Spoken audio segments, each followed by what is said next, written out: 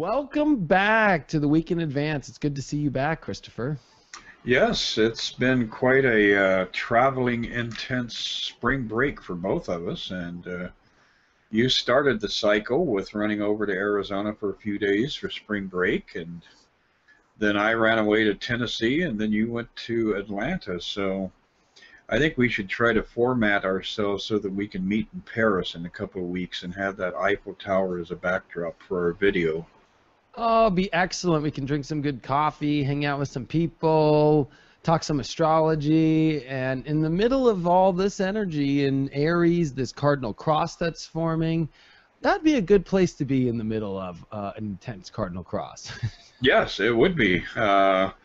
It's very interesting that whenever the sun gets into Aries, people really feel that surge. It's like the winter's final passage is pretty much over, and now we've got this fresh breath of wanting to get out and have fun and explore and travel. And so the two travel signs in my mind, and of course, there are a lot of different astrologers have their own interpretations, but when I think of travel, I always think of Aries and Sagittarius. Those are the two great travelers, and Aries is a stimulant, wants to get you going, and Sagittarius says, oh, we need to go here and learn about that, with that desire to expand their understanding of the universe they are a part of. So we've got a lot of exciting things getting ready to happen as we're in the middle of Aries time.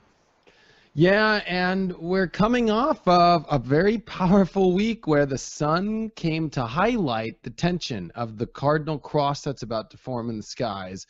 And I feel that as we step into this Friday and weekend, we're coming out of a little bit of that tension. So I think there's definitely a lot to still process as the moon is still in Gemini, and it steps into Gemini for most of this weekend. As there's this Friday, Saturday of there's a lot to process of what has the universe unveiled to us here this week, because I believe that the universe has unveiled quite a lot of the new changes to make in life, the new direction to take. And as the sun squared Pluto and squared Jupiter, maybe it's time to leave old belief systems. Maybe it's time to leave, places that we must, kill and kind of rebirth. I think this is definitely a time of shedding off a lot of the old and stepping into a lot of the new. And there can be tension when it comes to that. And there could be a lot of little details, too, that we have to cover still. Exactly. And one of the things I like looking at as we do advance into the weekend is we're watching the moon in Gemini, the great communicator, and that starts off the weekend with that moon at midpoint, about 15 degrees in Gemini on Friday, and people wanting to get their social calendar arranged, get everything straightened out for the coming week. Then we move into a beautiful, beautiful passage as we're watching the moon move into Cancer, and it's going to be first trining Neptune, and then it's going to be conjuncting Jupiter. And I think this weekend is going to be a real fourth chakra weekend. I think our hearts are going to be open. I think we're going to be looking for healing. We're going to be wanting to reach out and heal others. So I see this as a very emotionally rewarding weekend, especially for people who are taking a proactive approach and saying, hey, I want this weekend to be all about, love, all about expressing love in the most Jupiterian fashion that I can submit myself to. So very, very nice weekend passage coming up for us, I do believe. Yeah, and it is still the moon covering this big cardinal cross, so I think the only way to access that positivity is your perception.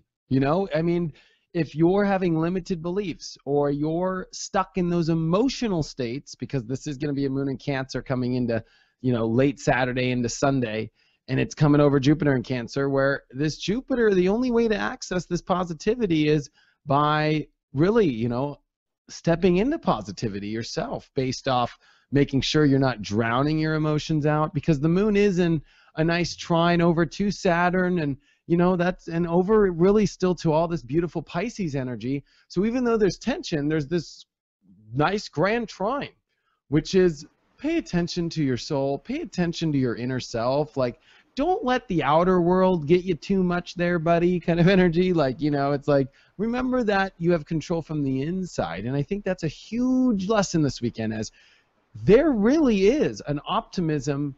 And I believe that this cross and all the tension that's been in the skies is here to really make powerful dreams and, you know, really powerful new starts in your life to make, you know, move forward with. And if you can't stay positive and you can't open up your perceptions, then, you know, it's going to be difficult, I think. Oh, it absolutely will be. Whenever we have a T-square going on in the heavens, you also look for the third party in this conflict between the opposition between, you know, Pluto in Capricorn, Jupiter in Cancer. So when you look at the way that all of this energy is being channeled out, is through Uranus, and the Sun is going to be conjunct Uranus, so or has just finished conjuncting Uranus. So we're going to see this Uranian aspect really getting activated over the weekend, and that's where the sudden opening of the heart can come from, because we do have, you know, the stress points aiming at that Uranian placement and at that placement of the Sun, and that basically is giving us kind of a serendipitous door-opening energy. And all of a sudden, something that's completely unexpected appears in your life. A person that you would never imagine yourself connecting with shows up, that sort of thing. And so, again, with a nice, harmonious kind of energy that this brings the potential of, it also is something that is going to manifest in a very unexpected way, and you have to be willing to grab the moment and run with it, and take that Uranian energy, you know, march to the beat of a different drummer, see the world from an alternative perspective for a few seconds, and your world can become transformed. That's great that you brought up, especially this Uranus energy, because it's starting to get really high pressured. I mean, the Pluto-Uranus square is getting close to its exact energy. This is definitely a very rare transit to happen, although it's been happening since 2012 and it finishes in 2015. This is one of the, I would say, the most peaked out and most intense transits of the Pluto-Uranus square that we will have ever, because we're in the middle of this cross and Jupiter will be squaring it at the same time. So you're right.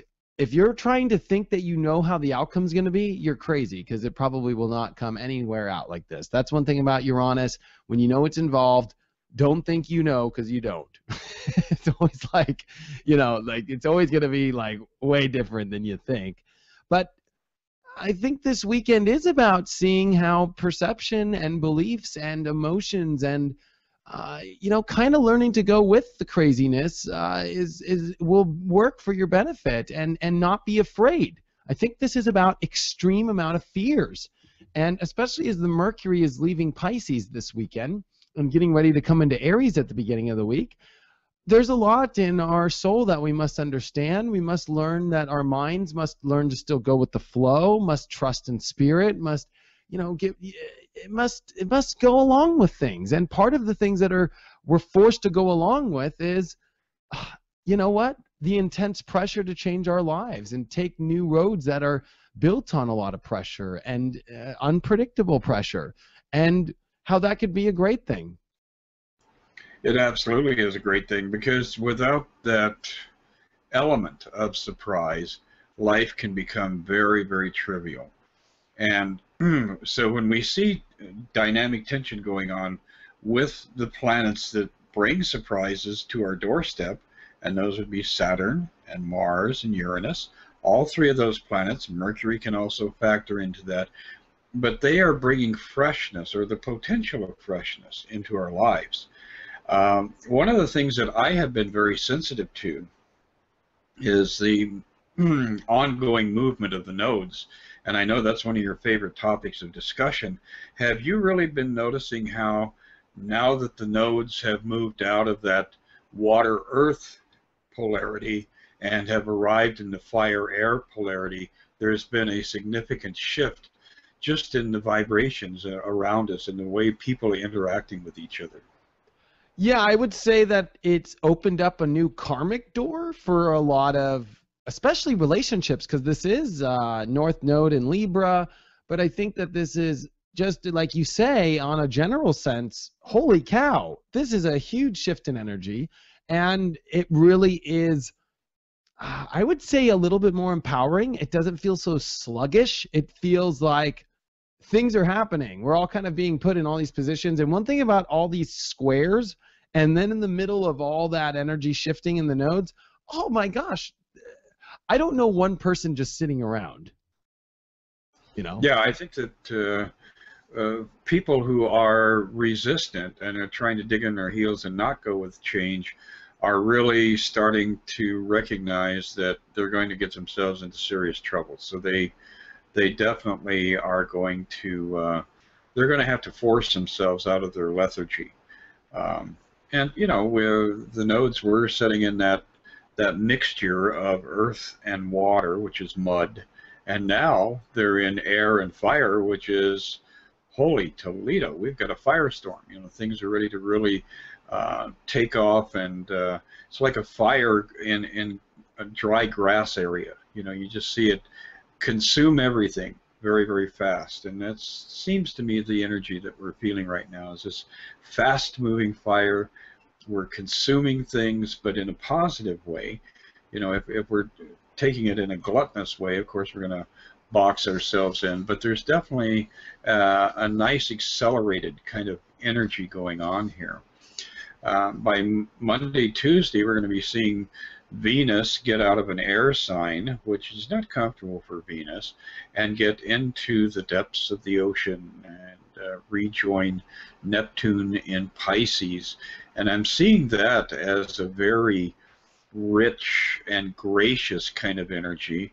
I think it's got that kind of an Epicurean feel to it. You are going to be noticing beauty. You're going to be noticing the softness of the clouds, the beauty of the sunset, the smile on the child's face. All of these elements, I think, next week are going to really become like 3D, Technicolor, surround sound, very vivid for us for a few days as we have this nice passage of Venus moving up to conjunct Neptune in Pisces.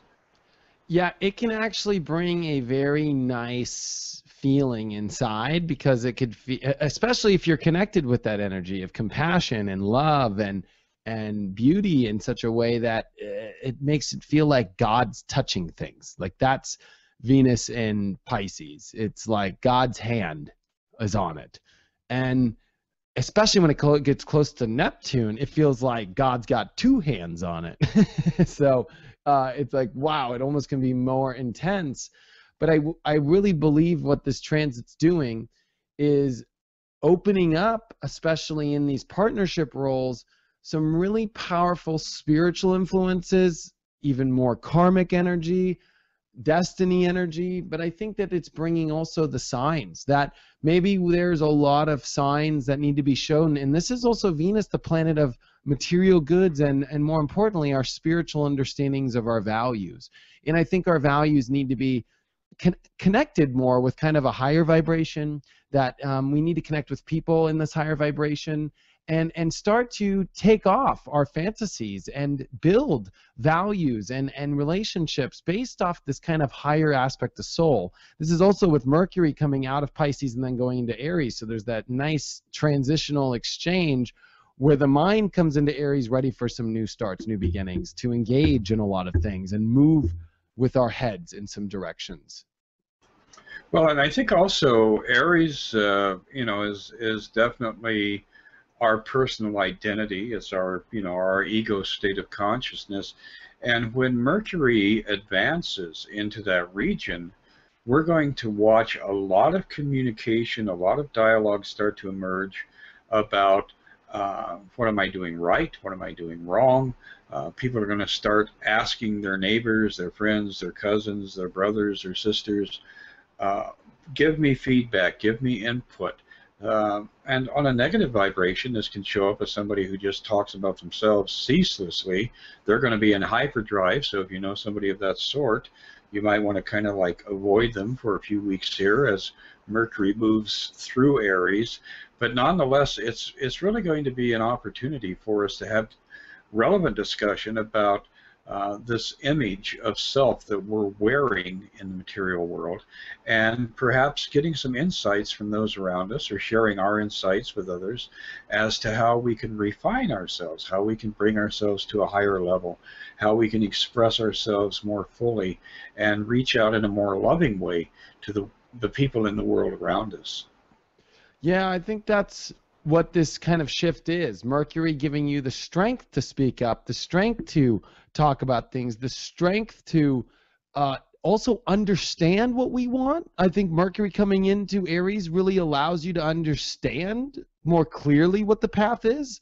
But that Venus energy in Pisces allows you to emotionally connect with compassion to people. And I think it's a savior, because if Venus, I think, were to be in Aries in the middle of the cardinal crosses, and this is eclipse time, we are getting prepared for a huge eclipse here, I could see some really harsh energy maybe taking place. But it's almost like this Pisces energy is the lifesaver of the hand of God on every beat and situation and value system, and, you know, keeping those clouds looking good in the middle of tension. Yeah, that is very much the way that this energy is manifesting. But I also think that we have to really look at the advance of Pluto, which is giving us that indicator that we are evolving to a much higher vibration than humanity has experienced in centuries and centuries and centuries. And so we're coming closer and closer to some kind of a paradigm shift that really has the power and the potential to be a step into that idea of ascension. You know, I don't think we're going to all of a sudden have like the celestial outcome that a lot of people imagine, where all of a sudden everybody is walking around emanating light. But I think that our own personal capacity to see the beauty in others and to see the truth of reality is really coming up to a very crucial period now of tumbling over, falling into that next process of the evolution of the human experience and the evolution of we as spiritual beings in our journey back to our celestial home. So it's going to be a good time, I think, for a lot of us. And the that's other what thing this time's about, man. It's like this is what I would say this whole kind of ascension period was waiting for, was this big of amount of energy to come in. It's been waiting a long time. It absolutely has. And, you know, it's interesting. We've got, of all the planets that's really kind of offline right now, we've got Mars, retrograde in Libra, and not really interacting with a lot of other planets right now. And how do we look at Mars? How do we identify Mars? Mars can be the great aggressor. Mars can be the one that moves into a situation, especially if it's interactive with Mercury, and it creates a spark that turns into World War III, you know, that turns into the big explosion that you're hoping to avoid in your life. And I think it's interesting that Mars right now is enough in limbo so that it's not prompting a lot of tense energy, and it's not confronting us with the anger that we would normally see coming out of this T-square that's going on in that major portion of the heavens right now. Yeah, Mars is a big part of it. You can actually see Mars every night up in the sky, which has been really cool to see.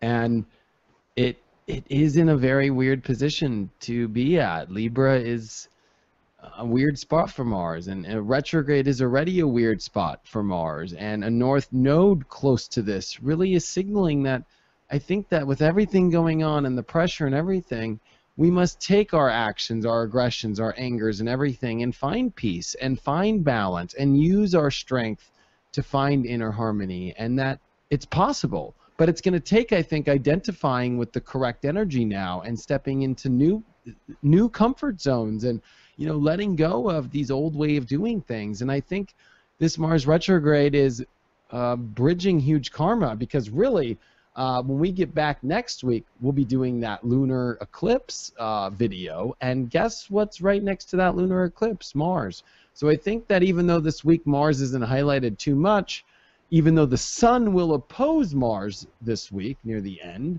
I think we have to kind of confront maybe some actions to take by the end of this week with sun opposing Mars. Like, it'll be right in front of you. Like, can you find peace? And this also has to do with relationships. Can you take the correct actions in relationships? Can you let anger be channeled correctly and not incorrectly? Because that lunar eclipse is going to highlight this, I think, really extremely, because it's going to be within, I think, about like 5 degrees. You know, it's going to be pretty close. Yeah, it is going to be demanding attention when the eclipse rolls around, but I really like the almost benevolent energy I'm getting from Mars right now, because I do notice myself being very sensitive to, you know, all the dances going on within the heavens. But what are your now? You've just had a couple of earthquake experiences, and when I lived on the West Coast, both in Alaska and Seattle and San Francisco and LA, I loved earthquakes. For me, earthquakes are wonderful because, boom, you know, it happens. You're not sitting around waiting for it to happen. Then you clean up the mess and go on with your life. Whereas here in the Midwest, we have tornadoes. We get a tornado warning, a tornado watch. You know, you spend your whole day thinking about tornadoes. But what are you sensing coming up as far as Earth movement, Earth shifts, as we continue to watch this T-square grow? You know what's crazy is there was actually, of course, we had a couple earthquakes here in LA, and then we had some earthquakes that are really big in Chile. We actually had an Alaska one trigger, and this is like all in the last like week and a half, 2 weeks. The one that got me the most was there was one up in Yellowstone, and I was thinking about all the magma that must be underneath the Pacific plate, you know, and how really it's almost like a big zit, and that zit head is Yellowstone, because that is like the biggest. And there's all those volcanoes in Northern California and Oregon and into Idaho and into, you know, Montana, that, you know, I think that the Earth is going through some really big transformational energy as well. Like, the Earth's going through an upgrade as our souls. We're all part of this. And, you know, I mean, I've been a little concerned, but I'm not too tripping out. You know, I think it's just part of the growing pains of a shift of consciousness on the planet. But I think that the universe is trying to wiggle its way to accept this change and not, you know, go too crazy. So it needs to release. This is definitely release. I'm sure people have headaches right now, are feeling weird energy in the body. I mean, I just felt here in the last couple of days that Sun-Pluto square, like, it can feel a little dark and a little like Plutonian. You know, Plutonian can almost feel like nuclear energy too. You know, there's this intensity that's causing all of us to release the past and be willing to, I think, just move forward in our lives and not let the past dictate so much of where we move forward in anymore. And I think same thing's going for Earth. So Earth's shaking off its energy, you know? Exactly, and it's reconstituting itself. You know, that's what I find fascinating about the way that all of the action occurs globally, and how you can correspond it to the movement within the heavens, because it's like the heavens are saying, okay, Earth, you and your population and your consciousness, you need to refine yourself a little bit more. You need to, you know, put a little more pressure here, let off some steam over there. So we are in a very, very nice and exciting and dynamic time. And some people may get caught in the upheaval, but we all know that, you know, there is no end to life. There is merely change, transformation, alteration, and ultimately re-emergence. So it is a very dynamic time, not only for we as individuals, but for the planet we live on too. And love is still possible. This week the moon is in Leo, trining all the stuff in Aries. And no matter all this pressure and all this crazy stuff and all the changes, I guarantee you're going in your life, because this is definitely big change city this month. The moon is in Leo, which is very well aspected for most of the week. And I think it shows you that in your path that you're choosing, in the directions that the universe has kind of pressured you to take action in, you can find love, you can find happiness still, and you have to. Yeah, that's the gift from all of the experiences of living on a small planet in a remote corner of the universe. And for me, now, when I was down in Tennessee last week, I in fact got involved in a new relationship, and now I have a new significant other in my life. This is a Tennessee black bear Wow. that has become very intimate with me, and we're forecasting some amazing things for the future, and it's all built around the idea of love. So life is good, and I think we would probably take a look at the cards now and see what the tarot has to say about the upcoming week for us. Yeah, let's see what it says. Well, first card up. I do get this kind of an energy around that tail end of the moon moving through Gemini. A little bit, you know, we're all feeling restless, but there's still a need to be a little bit conservative as we move into the weekend. You don't want to just, you know, rip off your clothes and go running through the streets as the moon moves out of Gemini into Cancer and starts to proliferate all of that watery energy for the weekend. And this weekend, in order to be able to really maximize your life experience, we have the Five of Cups, spilled wine. So before you even think about approaching the weekend, you need to do a little bit of inner work and release all of your regret, your anger, your frustration. You know, we have this nice invitation, and I would associate that with, again, the air energy. We've got, you know, the moon that's going to be tailing off in Gemini. It's going to be in trine to Mars, and that a lot of times can mean, you know, time to let go of old wounds, old hurts, old sorrows. Then as we move into the weekend and the coming week, we have this beautiful card of balance and harmony. You can see this guy has got money coming in, money going out. This is a Six of Coins, and it gives us the image of attaining a balance, living in expectation of our needs being filled, and having a sense of being in harmony with the flow of the universe. And I think that's what we want to carry with us into next week, is to anchor ourselves in that sense of being surrounded by supportive energy, being in harmony with the flow of the universe, and even if minor disruptions occur, not allowing them to alter our, you know, our course, and not allowing them to interfere with our upward journey that we're all working on. As we move into this coming week, beautiful. We've got the Strength card, and we are going to be able to build strength from that activity of the moon, at first in trine to all the watery energy, and then moving into Leo and connecting with our heart, fourth chakra energy. So a nice week of building inner strength, reclaiming our courage, recovering our sense of destiny, and how we are participating in that destiny. And we end the week on a very interesting note. We've got the Moon card coming up, reflection, contemplation. So by the end of the week, I think a lot of people are going to be thinking about all the different elements in their lives and how those elements have gone through transformation and change. And they're going to be processing a lot of this stuff that's been bubbling up from the subconscious. So overall, I think we've got a very powerful week of healing and reorganization, and giving ourselves some of the good things that we perhaps have been withholding from ourselves in the past. Wow, really powerful cards, kind of all over the place too, which I dig, because I think this week is a perception all over the place. We got planets shifting signs, and the universe is getting prepared for big eclipses. It's getting prepared for big cardinal cross energy. It's getting prepared for big stuff. So this isn't a week of your perceptions needing to, I think, kind of change here and kind of go all over the place to prepare yourself. I think the cards really went through things very well.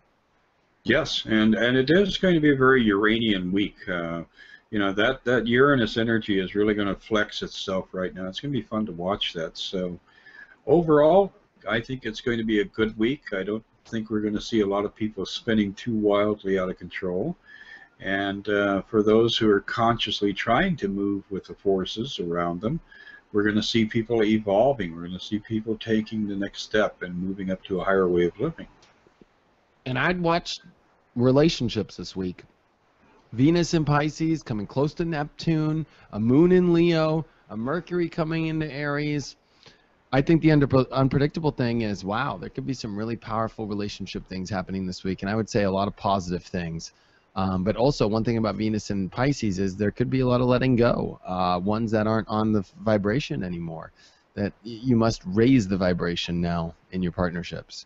So it is going to be an exciting week, and I think that, you know, our next communication is going to be about a lot of tense energy, which is the week following this. So I think people need to take this, you know, this period of somewhat calm, somewhat soothing, embracing energy, and really bathe in it, enjoy it, and exploit it if you can. And it's good to be back, you know. It's good to have us back, and it was good to talk with you today, Chris. Yes, and I'm glad that all of your adventures are turning into a very dynamic cycle that you're stepping into. So it's going to be fun to watch both of us pursue our various interests right now. I think that we're both on a very beautiful upward spiral.